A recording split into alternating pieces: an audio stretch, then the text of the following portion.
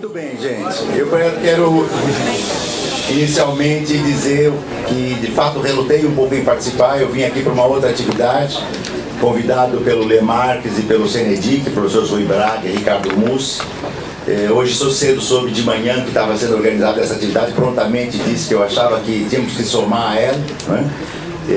E abrir a mão de participar, mas como não tive resposta dos meus colegas organizadores, cheguei aqui às 3h30, conforme combinado, e fui um pouco convidado a participar aqui. Relutei sim, porque eu acho que podia ser uma coisa sem sentido, vocês bolaram uma mesa, pensaram aqui uma mesa, mas também acho que o momento nos obriga a pensar tudo o que está passando, tudo que está acontecendo no país, e naturalmente nós todos estamos aqui, pensamos sobre isso, e por causa disso eu acabei topando dizer 2, 3 palavras aqui, né? Um pouco a contragosto e um pouco muito envolvido com o que está acontecendo, né?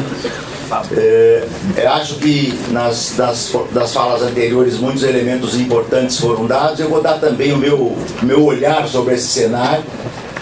Eu acho que nós conseguimos dizer algo, no meu caso, sobre o que causou, o que é esse movimento e o que nós vamos ter daqui para frente. Nós não temos a menor ideia, não é? Mas eu acho que entender um pouco o que causou esse movimento, não é? Pelo menos alguns elementos e os desafios que nós vamos abrir e talvez algumas preocupações. Eu acho que foi o Rovai, meu colega que falou inicialmente, que falou da mudança de curso desse movimento. Eu assustei muito ontem na passeata de Campinas, né? Eu de repente me vi no meio de fascistas. Eu disse, ué, será que eu errei, né? Será que eu ia entrar pela esquerda e entrei na rua direita? Não é possível. E vi agressões a membros do Partido Comunista Brasileiro, do Partido Socialista dos Trabalhadores Unificado, do PSTU, aos companheiros do PSOL e de outros grupamentos. Eu fiquei um pouco assustado, né? Foi muito bom ter ouvido isso aqui. Quer dizer, isso está também nas redes, embora ao contrário do meu colega, eu nem Facebook tenho. Então o que eu falo aqui, eu não estou falando pelo que eu li no Facebook. A minha mulher fala, meus filhos falam, mas eu não sei entrar no Facebook, entende? Eu vou falar pelo que o meu feeling de cientista social, de intelectual comprometido e de marxista me permite olhar o cenário brasileiro. É assim que eu penso, é assim que eu vou falar, não é? Primeiro, acho que nós vivemos um momento muito especial. O meu amigo Chico de Oliveira escreveu uma vez um artigo, e eu só vou usar aqui como uma metáfora, por favor, até porque, em certo sentido, é só uma metáfora. O Chico escreveu e ele falou lá do momento Lênin. Acho que alguns de vocês leram esse artigo. O Chico é uma figura espetacular. Acerte ou não, o Chico sempre bota uma provocação para a gente, né? E era evidente, o Chico não é leninista, tá certo? Eu já fui e não sou mais, né? Mas é evidente que o Chico fazia a alusão, né, a esta capacidade de perceber um momento espetacular, né, e que pode ser trágico também, né, mas é espetacular até nesta possibilidade.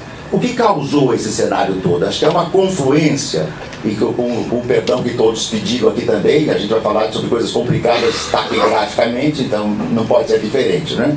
Então as mediações aqui ficam por conta do que nós vamos ver para frente, né? Esta conjunção de dois movimentos profundamente imbricados, que é o movimento, digamos assim, externo e interno. Quando a gente fala em mundialização do capital, em mundialização do trabalho, em mundialização das lutas sociais, em globalização, esses fenômenos são profundamente vinculados. E nós estamos vendo desde 2008 para cá, né? Para não voltarmos a 2005, para não voltarmos a Seattle, que também foi referido aqui, para não voltarmos em 1989, né? Eu acho que o final do século XX acabou em 1989, né? Então, quer dizer, esse período, especialmente de 2008 para cá, nós entramos em uma nova era das lutas sociais. Quando a gente foca no trabalho, é mais fácil dizer a nova morfologia do trabalho gerou uma nova morfologia das lutas sociais.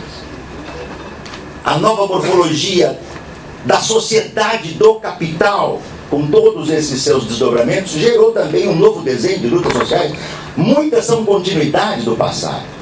Muitos sociólogos do trabalho, muitos sociólogos dizem que tudo do passado está acabado, e hoje eles estão calados, não é?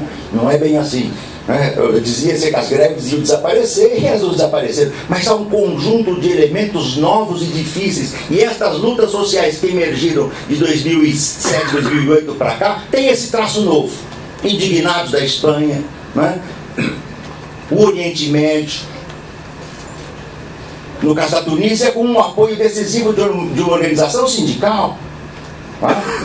Então, muitos dizem que o sindicato desapareceu porque tem a dimensão, tem as particularidades internas de cada país. Em outros, né, um traço muito frequente foi passar por cima das estruturas partidárias tradicionais e também as de esquerda, com muita frequência, por motivos que são mais ou menos óbvios, até para quem é filiado, né, a um partido de esquerda, como é o meu caso.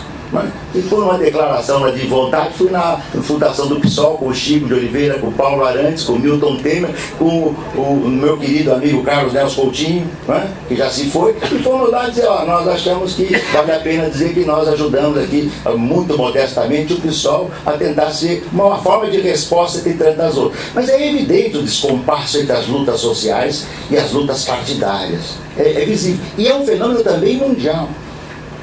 Não é muito frequente, talvez o mais magistral partido de esquerda criado nas últimas 3 décadas do MTD fracassou completamente, e foi aqui. Então esse fosso é muito profundo. Os sindicatos também, vocês imaginam, não vou tratar disso, era o que eu ia falar no nosso livro, A Riqueza e Miséria, se lançássemos aqui. Aliás, eu posso fazer um pequeno marketing, vou lançar no Cortejo, lá da PUC, hoje à noite. Se tiver alguém lá, vai ser um prazer de conversarmos. O que nós temos dito lá? Os sindicatos também estão numa fase muito difícil. Assim como do século XIX para o século XX, o sindicato de ofício teve que se transformar em um sindicato de massa, como que um sindicato de massa se transforma hoje, porque é o mundo do trabalho hoje. Tá certo? Que é muito diferente em muitos dos seus elementos. E tudo isso teve influência aqui.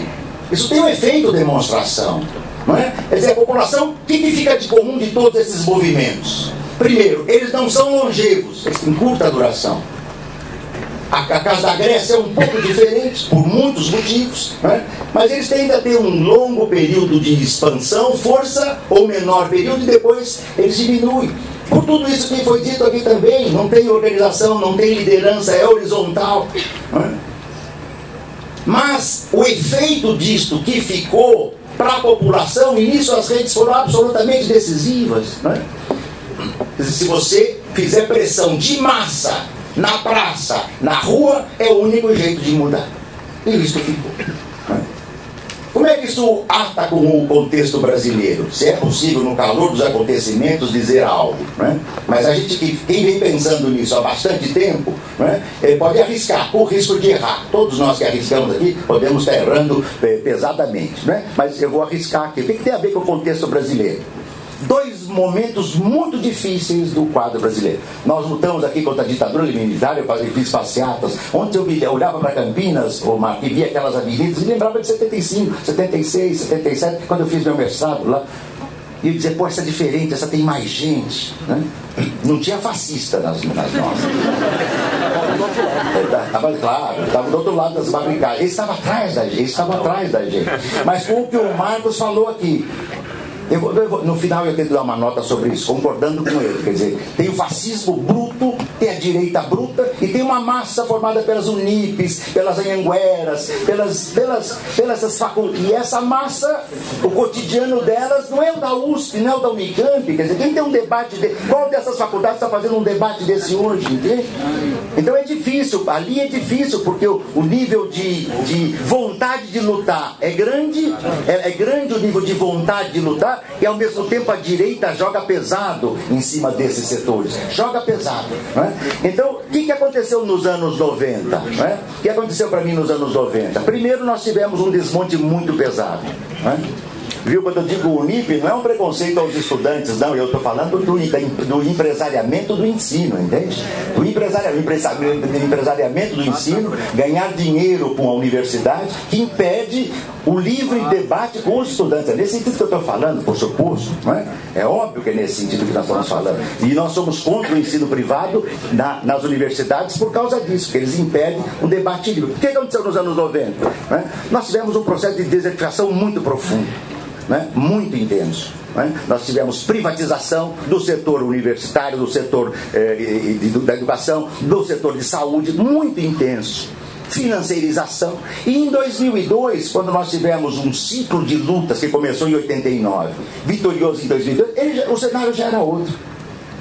Então eu acho que toda aquela votação esmagadora nos anos 80, muitos de vocês aqui eram muito jovens ou não tinham nascido, não é? Em 1980 nós tivemos a fundação do PT, 83 a CUT, 84 o MST, o Brasil teve as mais altas taxas de greves do mundo na década de 80, eleição direta em 85, Assembleia Constituinte em 86, 88 e uma eleição em 89 que rachou o país ao meio, não é? E que a mídia privada, às vésperas da eleição, né, decidiu o processo eleitoral. Tá? A Globo controlando e à frente de tudo isso. Então esse quadro fez com que 80, a nossa vitória de 2002, né, acabasse sendo o que eu chamei de uma vitória da derrota. O país era outro, o PT era outro. A frente composta que o Marcos apresentou aqui, tá certo? Se eu puder só fazer um ponto, Marcos, só para ajudar no debate, porque eu acho que a tragédia não começou em 2005 para mim, começou em 2002 mesmo, embora o PMDB ainda não tivesse de corpo e alma, né? Mas o PT já tinha uma frente, a Carta aos Brasileiros, a frente ampla, o PT já não tinha mais aquela estrutura dorsal que teve na sua fundação.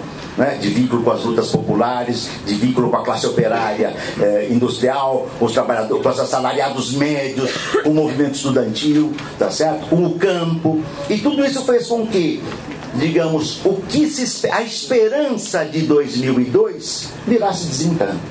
Né? O primeiro governo Lula foi trágico, no meu entender.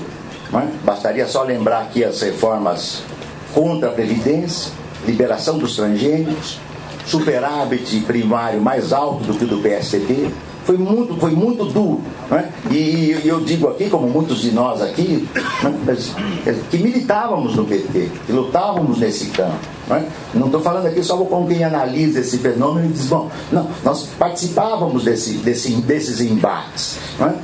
E a partir daí, o que nós tivemos? Um processo de mudança muito profundo. 2005, 2006, para segundo turno, há uma mudança de rota parcial no governo do PT, no meu entender, mas isso não significa que, digamos, a tragédia brasileira, no seu sentido mais profundo, no meu entender, se mantém. Se você... O mito da classe média, eu não vou perder tempo com isso aqui. Não existe classe média. Houve uma ampliação. O nosso bom economista Márcio Postman, é? Ex-presidente do IPEA, do PT, tem um estudo importante para mostrar que cresceu o assalariamento de até um salário mínimo e meio no setor de serviços que estão proletarizados. É? Só se a gente entender que o trabalhador de call center é de classe média, entende? É? O trabalhador do hipermercado Carrefour, esta é de classe Walmart, entende? É um novo proletariado de serviços que nós temos que estudar. Proletariado aí no sentido um proletariado não industrial de serviços, né? E esse contingente todo, digamos, ficou fora, né? Quem se beneficiou parcialmente, é verdade, mas estruturalmente, no meu entender, o país não mudou. Qual reforma agrária foi feita? Tá certo? Que mudança nós tivemos de um processo de financeirização da economia? Nós tivemos, em certo sentido, o fortalecimento, não é? Da produção de commodities. O Brasil se reinsere na nova divisão internacional do trabalho, com etanol, minérios, soja. Nós não tivemos digamos assim, um exercício de um espaço, não é? Onde pudéssemos pensar uma mundialização fora dos marcos, digamos, fora dos marcos do cenário mundial, num contexto profundamente destrutivo. Não é? Eu acho que esse descontentamento, então, decorre o fosso entre a rua e as representações tradicionais, o parlamento. Talvez pudéssemos lembrar uma ideia do Marx, do 18 Brumário, é a degradação do poder parlamentar. Acho que foi o Revai que lembrou. Enquanto as massas aí estavam, as dezenas de milhares da rua, estavam discutindo a cura gay. Entende? Não é possível. E os estudantes, né, de todas as vertentes ocupando o Congresso. Eu queria só enfatizar um ponto que me assustou muito, digamos, assistindo, acompanhando e participando dessas passeatas nos últimos dias, né? Eu acho que é possível perceber dentro dessas passeatas, né, os movimentos que originaram, que o Pablo levantou aqui, lembrou, né, e que tiveram, acho, uma posição, na meu entender, até onde possível, muito positiva hoje. Nós somos apartidários, mas não antipartidários. Em todas essas manifestações, nos seus inícios, foi decisiva, não porque foram mais importantes, porque foi uma conjunção de pequenos movimentos, a participação dos partidos de esquerda com os movimentos sociais. Se o MST estivesse nas ruas ontem em Campinas, seria hostilizado pelos brutos, né? Que não amam, né? Pelos brutos, né? Eles teriam hostilizado o MST, porque o MST lembra o que de pior essa direita odeia: o latifúndio, a organização do povo pobre, né? Eu acho que há um setor da esquerda amplo, no sentido das suas divisões, pequeno na sua representação, é um pouco a tragédia nossa da esquerda, né? Que a gente consegue se dividir até quanto menor nós somos, mais a gente consegue fraturar, né? A esquerda olha muito para trás, talvez seja o momento, talvez seja aqui, viu, do que nós falamos aqui, talvez esse seja o momento. Todos nós que nos entendemos como militantes, homens e mulheres, de escolas públicas ou de escolas privadas, tá? Eu não falava dos estudantes, eu falava do empresariado. Todos nós temos que olhar para o futuro, e o futuro nos une. O passado pode nos dividir, mas o futuro nos une. Isso é decidido.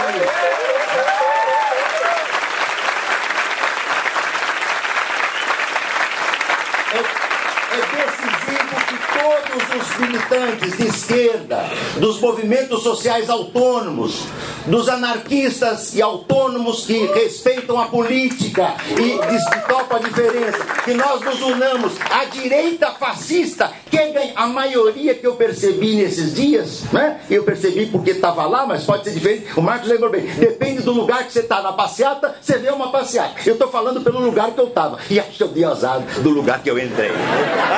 Desconfio que eu dei o azar. Eu fiquei muito assustado. Há uma massa grande de jovens que está manifestando a sua indignação. E qual é o ideário que domina? Você falou disso também, Paulo. Qual é o ideário que domina? A imprensa está pautando.